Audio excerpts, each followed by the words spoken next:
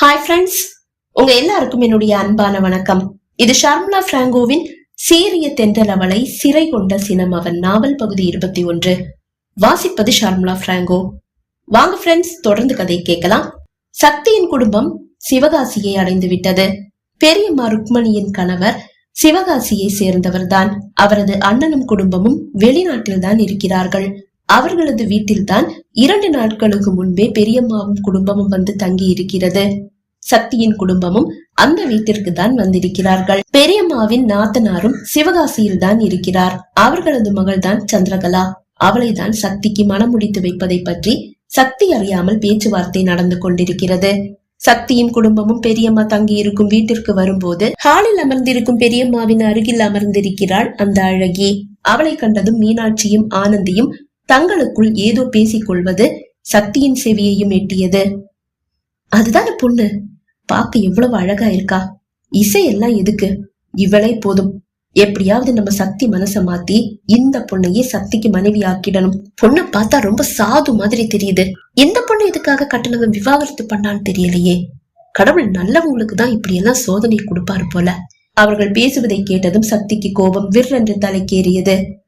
என்னம்மா, ரஞ்சித் அண்ணா கல்யாணத்தோட சேர்த்து என்னுடைய கல்யாணத்துக்கு பொண்ணும் பார்த்துட்டு கிளம்பிடலான்னு தான் என்னை இப்படி வலுக்கட்டாயமா கூட்டிட்டு வந்தீங்களா?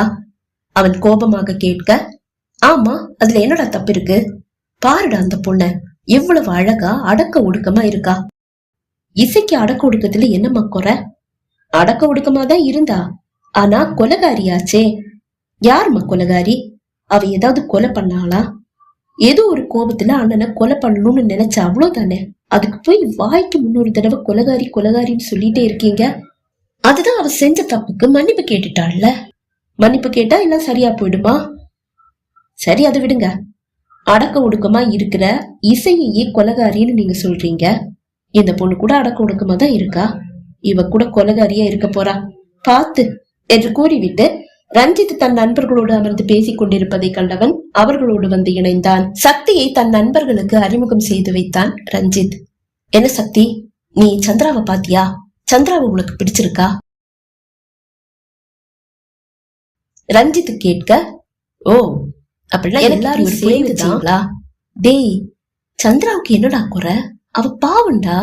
ஆனா நீ கல்யாணம் பண்ண பொண்ணு கொலைகாரி. டேய், கொஞ்சம் அண்ணா, கொஞ்சம் வாய் மூடுறியா? எதுக்கு தேவையில்லாம இப்ப இந்த இடத்துல இசையை இழுக்கிற? சந்திரா பாவம்னு சொன்னல, அப்படி எதுக்காக விவாகரத்து வாங்கிட்டு வீட்டுல வந்து உட்கார்ந்துருக்கா? டேய், அவ பாவம் தான்டா. ஆனா கல்யாணம் பண்ணிக்கிட்டவன் தான் ஒரு ஃப்ராடு. அதனாலதான் விவாகரத்து வாங்கிட்டு வந்துட்டா. அது கூட நாங்க எல்லாரும் அவளை ரொம்ப கம்பல் பண்ணி விவாகரத்து பண்ணிட்டு வான்னு சொன்னதால மட்டும்தான் செஞ்சா. முதல்ல முடியாதுன்னு தான் சொன்னா. ஆனா அவன் கூட வாழறதும் வாழாம இருக்கிறதும் ஒண்ணுதான்டா. அந்த அளவு ஃப்ராடு. அதுல வேற 10-15 பொண்ணுங்களோட தொடர்பு வேற. இவனோட எல்லாம் வாழ முடியுமா? ரொம்ப கஷ்டப்பட்டு அவளை எப்படியோ ஒத்துக்க வச்சு விவாகரத்து வாங்க வச்சு வீட்டுக்கு கூட்டிட்டு வந்துட்டோம். நீ கேட்கலாம், ஏன் நீயே அவளை கட்டிக்க கூடாதான்னு. நான் வாணிய காதலிக்கிறேன்டா. இல்லைன்னா சத்தியமா நான் சந்திராவை தான் கல்யாணம் பண்ணியிருப்பேன். நீ அவகிட்ட பேசிப்பாள்டா, கண்டிப்பா உனக்கு அவளை பிடிக்கும். நீ அவளை ஏத்துப்ப. அவகிட்ட பேசுறியா? நான் ஏற்பாடு பண்ணவா? அந்த பெண்ணிடம் பேசி அவள் மனதை மாற்றி விடுவது என்ற நோக்கோடு சரி என்றான் சக்தி. ரஞ்சித் நண்பர்களை பார்த்தான். போயிட்டு வந்துட்டேன் என்று கூறியவன் எழுந்து தன் அம்மாவின் அருகில் அமர்ந்திருக்கும் சந்திரகலாவின் அருகில் வந்தான். அவளிடம் ஏதோ கூற அவள் எழுந்து அவனோடு வர இருவரும் அவனது அறைக்கு சென்றனர். சக்தியும் மெல்ல எழுந்து ரஞ்சித்தின் அறைக்கு செல்ல ரஞ்சித் அறையிலிருந்து வெளியே வந்து விட்டான்.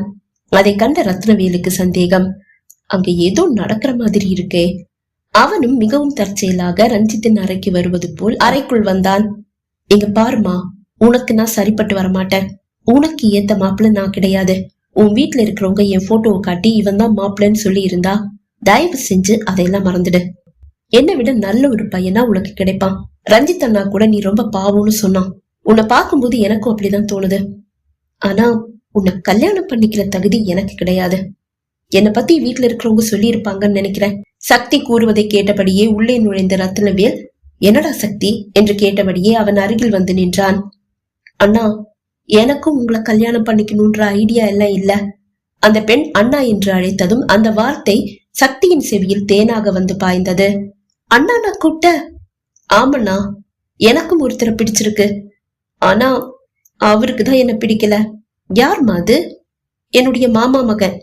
அவருக்கு கல்யாணம் ஆயிடுச்சு, ஒரு குழந்தையும் இருக்கு. ஆனா மனைவி இறந்துட்டாங்க ஒரு ஆக்சிடென்ட்ல. அவரை கல்யாணம் பண்ணிக்கணும்னு நான் ஆசைப்படுறேன். ஆனா வீட்டுல இருக்கிறவங்களும் முடியாதுன்னு சொல்லிட்டாங்க. அவரும் ஒத்துக்கல. ஏன்னு கேட்டா என் மனைவி என்னால மறக்க முடியாதுன்னு சொல்றாரு. அவங்க 2 பேரும் காதலிச்சுதான் கல்யாணம் பண்ணிக்கிட்டாங்க. அந்த காதல் இப்பவும் என் மனசுல அப்படியே இருக்கு. என் மனைவி இப்பவும் என் மனசுலயே வாழ்ந்துட்டு இருக்கா அப்படின்னு சொல்லி என்ன வேண்டான்னு சொல்லிட்டாரு. அந்த கோவத்துலதான் காட்டின மாப்பிளைக்கு கழுத்தை நீட்டிட்டேன். ஆனா என் நிழல கூட அவன் தொடல. மறுநாளே அவன் ஃப்ராடுன்னு தெரிஞ்சு போச்சு. வீட்டுல இருக்கிறவங்களுக்கும் தெரிஞ்சு போச்சு. உடனே அவனை டைவர்ஸ் பண்ணிட்டு வந்துட்டுன்னு சொல்லி வீட்டுல இருக்கிறவங்க சொன்னாங்க. ஆனா எல்லார் மேல இருந்த கோபத்திலையும் என்ன கல்யாணம் பண்ணிக்க முடியாதுன்னு சொன்ன என்னுடைய மாமா மகன் மேல இருந்த கோபத்திலையும் விவாகரத்தெல்லாம் பண்ண முடியாது, நான் அவன் கூடயே வாழ்ந்துட்டு போறேன்னு சொல்லிட்டேன். ஆனா வீட்டுல இருக்கிறவங்க ரொம்ப கம்பல் பண்ணி அவன் கூட வாழ முடியாதுன்னு எல்லாம் சொல்லி விவாகரத்து வாங்க சொன்னாங்க. அப்பவும் முடியாதுன்னு சொல்லிட்டேன்.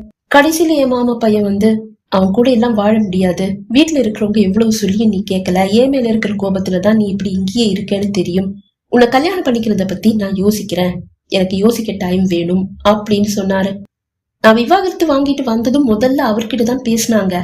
ஆனா நீ விவாகரத்து வாங்கிட்டு வீட்டுக்கு வந்துடணும்ன்றதுக்காக தான் நான் அப்படி ஒரு பொய்ய சொன்னேன், உன்னை கல்யாணம் பண்ணிக்கிற ஐடியா எனக்கு இப்பவும் இல்லைன்னு சொல்லிட்டாருனா எனக்கு என்ன பண்றதுன்னே தெரியல. அதுக்கப்புறமா தான் வெளியில வேற மாப்பிள்ள பார்க்க ஆரம்பிச்சாங்க. முடிஞ்சா அவர்கிட்ட பேசி என் காதல் அவருக்கு எடுத்து சொல்லி என்ன அவரோட சேர்த்து வைங்கன்னா பிளீஸ் என்று கூறிய சந்திரா ரத்னவேலை ஆழமாக பார்த்தாள். நான் உங்களை இதுக்கு முன்னாடி எங்கேயோ பார்த்திருக்கேனே. நீங்க பூவோட லவர் தானே? பூவோட லவரா? பூவோட லவரா? அது யாரு பூ? ஆமா, பூங்குழலி. பூங்குழலி பட்டாசு கம்பெனி ஓனர் பூங்குழலி. நோ, எனக்கு அப்படி யாரையும் தெரியாது. ஏன் நான் போய் சொல்றீங்க? நான் ஒரு தடவை உங்க 2 பேரையும் ஒரு காஃபி ஷாப்ல பார்த்தேன். பூ கிட்ட கேட்கும் போது நாங்க 2 பேரும் லவ்வர்ஸ், கூடிய சீக்கிரமே நாங்க 2 பேரும் கல்யாணம் பண்ணிக்க போறோம்னு அவ என்கிட்ட சொன்னாலே. இல்லம்மா, நீ வேற யாரையோ பார்த்துட்டு நானு நினைச்சு பேசிட்டு இருக்க. இல்லன்னா எனக்கு ஒருத்தர் ஒரு தடவை பார்த்தா நினைவு இருக்கும். இல்லம்மா, நான் உன் ஃப்ரெண்ட் லவர் கிடையாது. உனக்கு சந்தேகமா இருந்தா உன்னுடைய ஃப்ரெண்டுக்கு போன் போட்டு கேட்டு பாரு. எப்படின்னா பூக்கு போன் பண்ண முடியும்? அவதான் இறந்துட்டாளே, ஒரு ஆக்சிடென்ட்ல அவ இறந்துட்டாளே. இருவரது உரையாடலையும் கேட்டுக்கொண்டிருந்த சக்தி, உங்க ஃப்ரெண்டு போட்டோ ஏதாவது இருக்கா என்று கேட்டான். ஒன்னு என்ன, நிறையவே இருக்கு என்றவள் செல்போனில் இருந்து ஒரு புகைப்படத்தை எடுத்து ரத்னவேலுக்கு காட்ட, ரத்னவேலுக்கு அதிர்ச்சி. இதுதான் என் காதலி. ஆனா இவ பேர் பூ இல்ல, சங்கீதா. சங்கீதாவா? அது யாருன்னா இது பூங்குழலி. பூங்குழலி பட்டாசு கம்பெனியோட ஓனர். இல்ல, இது சங்கீதா தான். அந்த பூங்குழலி பட்டாசு கம்பெனில அவ வேலை பார்த்துட்டு இருந்தா. என்னன்னா சொல்லிட்டு இருக்கீங்க? அந்த கம்பெனி ஓனர் இவ எதுக்காக அங்க போய் வேலை பார்க்கணும்?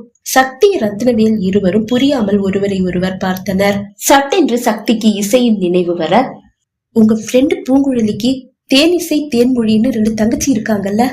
இல்லன்னா பூ அவங்க அப்பா அம்மாவுக்கு ஒரே பொண்ணு. நீ சரியாதான் சொல்றியா?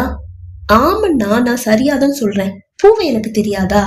நானும் பூவும் எல்கேஜில இருந்து ஒன்னா படிச்சோம். பூ என்னை விட 2 வயசு பெரியவதான். அவ ஒரே பொண்ணு ஆனதால அவளுடைய அப்பா அம்மா அவளை லேட்டா தான் ஸ்கூல்ல கொண்டு வந்து சேர்த்தாங்க. இப்பதான் நினைவு வருது. பூவுக்கு புதுக்கோட்டையில ஒரு சித்தப்பா இருக்காரு. அவருக்கு 2 பொம்பளை பிள்ளைங்க தான். தேனிசை தேன்மொழிதான் அவங்க பேரு. நீங்க அவங்களதான் பூவோட தங்கச்சின்னு சொல்றீங்கன்னு நினைக்கிறேன். ஏதேதோ கேள்விகளுக்கு விடை கிடைத்தாற் போல் சக்தியும் ரத்னவேலும் ஒருவரை ஒருவர் பார்த்தனர். அப்படின்னா பூ அவங்க வீட்டுல ஒரே பொண்ணு. ஆமா, பூவோட சித்தப்பா பிள்ளைங்கதான் தேனிசையும் தேன்மொழியும். ஆமண்ணா, எனக்கு அவங்க எல்லாரையும் ரொம்ப நல்லாவே தெரியும். தேன்மொழி கூட பெங்களூர்ல அவங்க அத்தை வீட்டுல நின்னுதான் இப்ப படிச்சுட்டு இருக்கா. நான் ஒரு 2 வாரம் முன்னாடி தேனிசைய இங்க பார்த்தேன். தேனிசை கிட்ட பேசும்போதுதான் அவ சொன்னா, தேனிசை இங்கதான் இருக்காளா? அடிக்கடி வந்து போவா. நேத்து கூட நான் ஷாப்பிங் போகும்போது தேனிசைய பார்த்தேன். தேனிசை இப்ப இங்கதான் இருக்கா. ஓ அப்படியா? அவங்க அட்ரஸ் ஏதாவது தெரியுமா? நான் பூங்குழலி வீட்டுக்கு நிறைய தடவை போயிருக்கேன். நான் அட்ரஸ் கொடுக்கறேன், நீங்க வேணுமா போய் பாருங்க. நான் என்னுடைய நம்பரை கொடுக்கறேன். என் வாட்ஸ்அப்புக்கு நீ அந்த அட்ரஸ் சென்ட் பண்ணு. சரிண்ணா, நான் சென்ட் பண்றேன். நம்பரை சொல்லுங்க.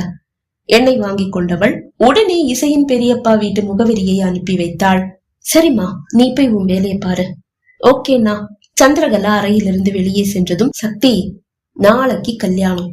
கல்யாணம் முடிஞ்சதும் நம்ம நேரா இந்த அட்ரஸ்ல போய் உன்னுடைய இசைய பாக்குறோம். வீட்டுல ஏதாவது போய் சொல்லிட்டு கிளம்பிடலாம்.